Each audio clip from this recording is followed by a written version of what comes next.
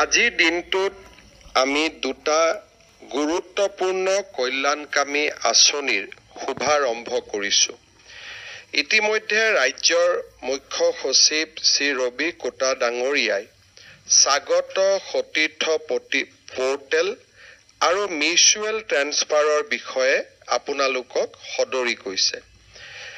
আমি কৰ্মচাৰীসকলৰ যি কাম কৰাৰ মানসিকতা বা তেওঁলোকে দায়িত্ব পালন কৰিবলৈ যাওঁতে যিখিনি মানসিক সন্তুষ্টিৰ প্ৰয়োজন হয় সেইখিনি নিৰন্তৰভাৱে প্ৰদান কৰিবলৈ আমাৰ চৰকাৰখনে দেশত নথকা বা কৰ্মচাৰীসকলৰ বাবে অচিনাকি কেইবাটাও আঁচনি ৰূপায়ণ কৰিছে।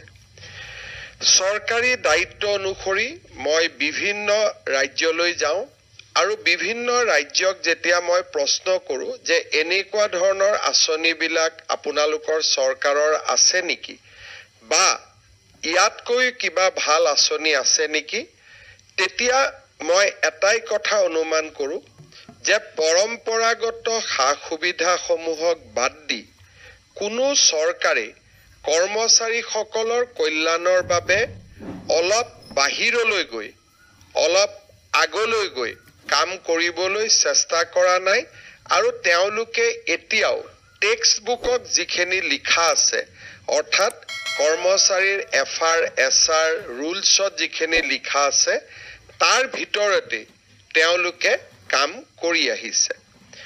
আনকি ভাৰতবৰ্ষত এতিয়া মাত্ৰ 6খন ৰাজ্য আছে যি 6খন ৰাজ্যই কৰ্মচাৰীসকলক দিয়ে কেন্দ্ৰীয় চৰকাৰৰ দৰে পৰিশোধ কৰি আহিছে আৰু 6খন ৰাজ্যক বাদ দি সকলোবিলাক ৰাজ্যই কেন্দ্ৰীয় চৰকাৰৰ লগত দিয়ে পৰিশোধ কৰাৰ ক্ষেত্ৰত 10ৰ পৰা 40%লৈকে ৰাজ্য আৰু কেন্দ্ৰৰ মাজত পাৰ্থক্য আছে।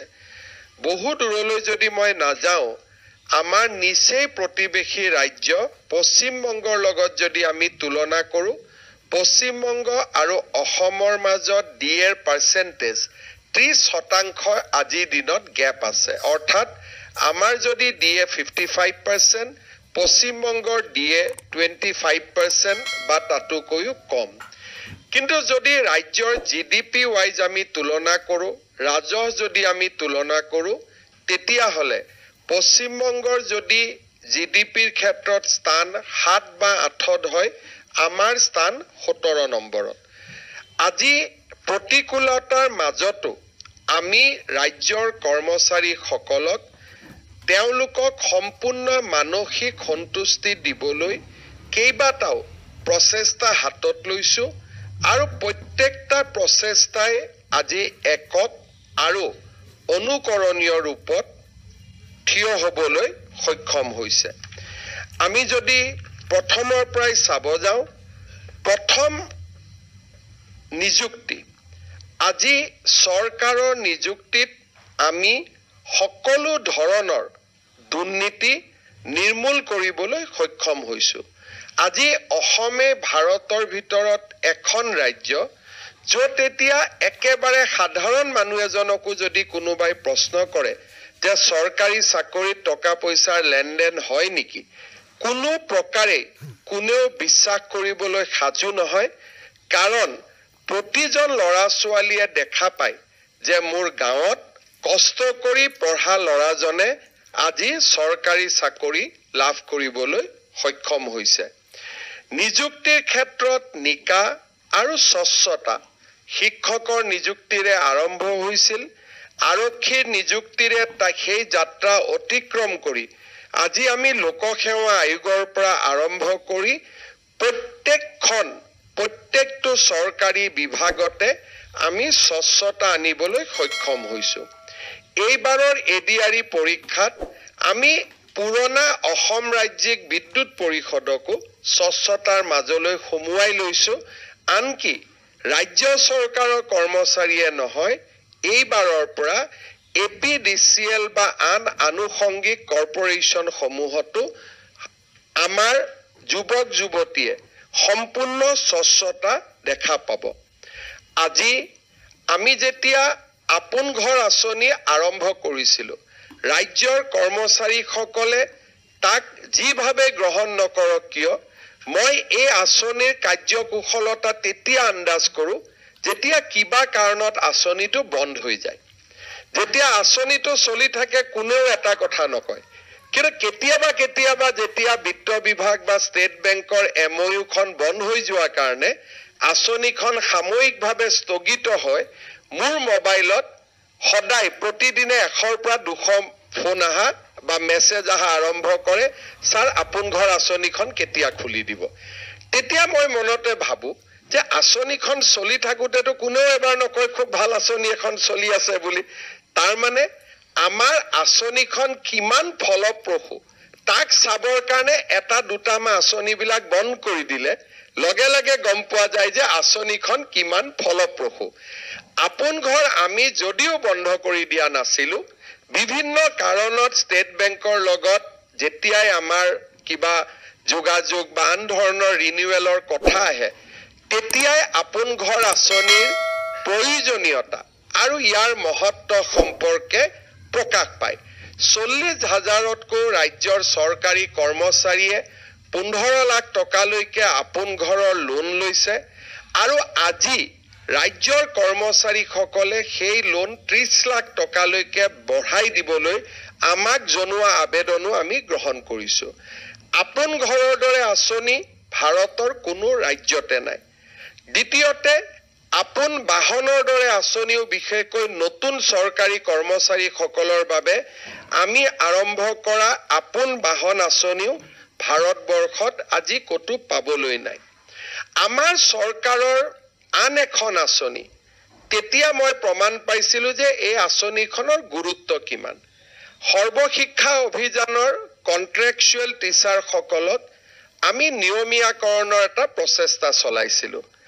নিয়মীয়াকৰণ কৰিলে তেওঁলোকৰ দৰমহা 8,000 টকা কমি আহে, কাৰণ আমি ৰেট্ৰস্পেক্টিভ নিয়মীয়াকৰণ কৰিব নোৱাৰোঁ, আমি প্ৰস্পেক্টিভ নিয়মীয়াকৰণ কৰিব পাৰোঁ। তথাপিতো তেওঁলোকৰ দীৰ্ঘদিনীয়া দাবীৰ প্ৰতি সঁহাৰি জনাই বা ছেকেণ্ডাৰী এডুকেশ্যনত কন্ট্ৰেকচুৱেল পোষ্টত কাম কৰি থকা শিক্ষকসকলৰ দাবীৰ প্ৰতি সঁহাৰি জনাই আমি এটা বিজ্ঞাপন দিছিলোঁ যে যিসকলে নিয়মীয়া হ'ব বিচাৰে আবেদন কৰক। যেতিয়া হাজাৰ হাজাৰ শিক্ষকে নিয়মীয়াকৰণৰ বাবে আবেদন জনালে, মই শিক্ষা বিভাগক সুধিছিলোঁ যে 8,000, 9,000 টকা ক্ষতি কৰি মানুহে কিয় চৰকাৰত আহিব খুজিছে, কাৰণ সৰ্বশিক্ষাটোত আমি একেই দৰমহা দি আছিলোঁ। এখন আঁচনিৰ কথা সকলোৱে একেমুখে কৈছিলে যে আমাৰ জীৱনৰ নিৰাপত্তা, চৰকাৰী চাকৰি দৰমহা নিৰাপত্তা নহয়, যে মৃত্যুৰ পিছতো মোৰ পৰিয়ালে 100% দৰমহা পাই থাকিব, ই জীৱন বীমাতকৈ ডাঙৰ নিৰাপত্তা। আৰু এই নিৰাপত্তাৰ কাৰণে আজি আমি মাহত 8,000 টকা ক্ষতি কৰিও চৰকাৰত যোগদান কৰিছোঁ। এই আঁচনিখনো যেতিয়া আৰম্ভ হৈছিলে, আমাৰ বিভিন্ন সংগঠন বা দল বা বিভাগৰ বিষয়া কোনেও ইয়াক দাবী কৰা নাছিলে। আমি সময়ৰ তাগিদাৰ লগত লক্ষ্য ৰাখি এই কামফেৰা আৰম্ভ কৰিছিলোঁ আৰু আজি সচিবালয়ত কম্পেশ্যনেট এপইণ্টমেণ্ট বিচাৰি বিধৱা মহিলাৰ আগমন একেবাৰে নোহোৱা হৈছে আৰু সকলোৱে আজি ইয়াক এখন কল্যাণকামী আঁচনি বুলি স্বীকাৰ কৰিছে। তৃতীয় বৰ্গ চতুৰ্থ বৰ্গৰ কাৰণে নহয়, IS আৰু IPSতো চৰকাৰী কাৰ্যকালত মৃত্যু হোৱা পৰিয়ালেও আজি একেমুখে স্বীকাৰ কৰিছে যে এনে এখন কল্যাণকামী আঁচনিৰ কাৰণেই পৰিয়ালটোৰ ভৱিষ্যতৰ কাৰণে আজি আমি চিন্তা কৰিবলগীয়া হোৱা নাই। ইয়াৰ লগত আমাৰ চৰকাৰে কেইবাটাও মুখ্যমন্ত্ৰী লোকসেৱা আৰোগ্য যোজনা, চৰকাৰী কৰ্মচাৰীসকলৰ দাবী আছিলে যে কেছলেছ ট্ৰিটমেণ্ট হ'ব লাগে। আজি আমি মেদান্ত হস্পিটেল, গুৱাহাটী চিকিৎসা মহাবিদ্যালয় আমি নেট বঢ়াই লৈ গৈ আছোঁ।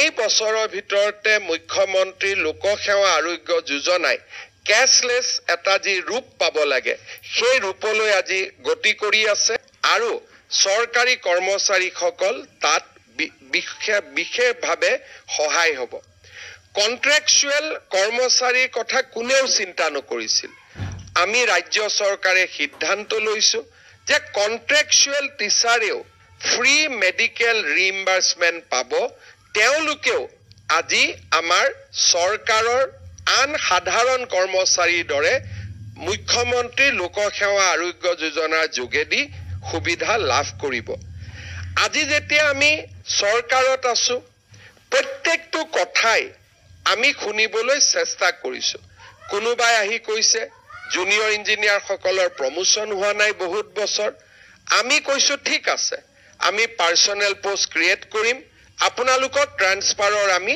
সুবিধা কৰি দিম আজি কোনোবাই আমাক আহি কৈছে যে 2003 চন 5 চনৰ আগত কাম কৰা চৰকাৰী কৰ্মচাৰী সকলক ৰেগুলাৰ পে স্কেল দিব লাগে আমি কৈছো ৰেগুলাৰ পে স্কেল দিম কোনোবাই কৈছে হাউস ৰেন্ট দিব লাগে আমি হাউস ৰেন্ট দিম বেটেলিয়নত কাম কৰা পুলিচ সকলক পৰিয়ালৰ লগত থাকিবৰ বাবে অতিৰিক্ত MIL দিব লাগে আজি আমি তাকো অনুমোদন কৰিছো চাওতে আমাৰ ৰাজ্যৰ কৰ্মচাৰী সমাজক এক মানসিক সন্তুষ্টি satisfaction যেটো work culture কাৰণে প্ৰয়োজনীয় satisfaction এটা দিয়াৰ কাৰণে আমি প্ৰয়াস আৰু প্ৰচেষ্টা চলাইছিলো আৰু আজি তাত আমি সফল হৈছো পিতৃ মাতৃৰ বন্দনাৰ পৰা আমি একোটা মানুহৰ জীৱনৰ আটাইতকৈ সেনসিটিভ কামবিলাকত আমি চৰকাৰী কৰ্মচাৰীৰ লগত থিয় হৈছো